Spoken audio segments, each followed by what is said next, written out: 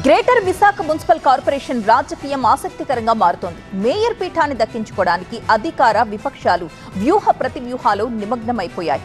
కూటమి పార్టీలు వైసీపీ ఏకంగా క్యాంప్ పాలిటిక్స్ కు తెరలేపడమే ఉత్కంఠను కలిగిస్తోంది.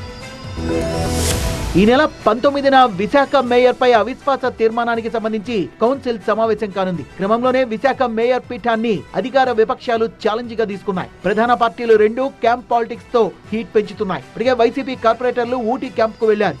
టీడీపీ కార్పొరేటర్లు క్యాంప్ రాజకీయాలు షురూ చేశారు. భీమిలిలోనే ఓ రిసార్ట్ లో టీడీపీ క్యాంప్ ఏర్పాటు చేసింది. మేయర్ పీఠం కైవసానికి కూటమి మరో 2 అడుగుల దూరంలో మాత్రమే ఉండడంతో వ్యూహాత్మకంగా పావుల్ని గదుపుతోంది. జనసేన కార్పొరేటర్లు కూడా ఈ నెల 3న ఆ పార్టీ అధినేత డిప్యూటీ సీఎం పవన్ కళ్యాణ్ తో భేటీ కాబోతున్నారు. విశాఖ మున్సిపల్ కార్పొరేషన్ లో మొత్తం 111 మంది సభ్యులు ఉన్నారు. ప్రస్తుతం టీడీపీకి 48 మంది, జనసేనకు 11 మంది, బీజేపీకి 2 కార్పొరేటర్లు ఉన్నారు. అలాగే 11 మంది ఎక్స్-అఫిషియో సభ్యుల బలము ఉంది. అవిశ్వాసం నెగ్గాలంటే కూటమికి 74 మంది సభ్యులు అవసరం ఉండగా ప్రస్తుతం ఎక్స్-అఫిషియో సభ్యులతో కలిపి 72 మంది బలం ఉంది. లెక్కన ఇంకో 2 కార్పొరేటర్లు కూటమికి జై కొడితే అవిశ్వాసం నెగ్గే ఛాన్స్ ఉంటుంది. నేపథ్యంలో విశాఖ మేయర్ పీఠాన్ని నిలబెట్టుకునేందుకు వైసీపీ అలర్ట్ అయింది. విశాఖ మేయర్ పీఠాన్ని దక్కించుకునేందుకు కూటమి, పదిలం చేసుకునేందుకు వైసీపీ క్యాంప్ పాలిటిక్స్ కు దిగడంతో జీవీఎంసీ రాజకీయం ఇంట్రెస్టింగ్ గా మారింది.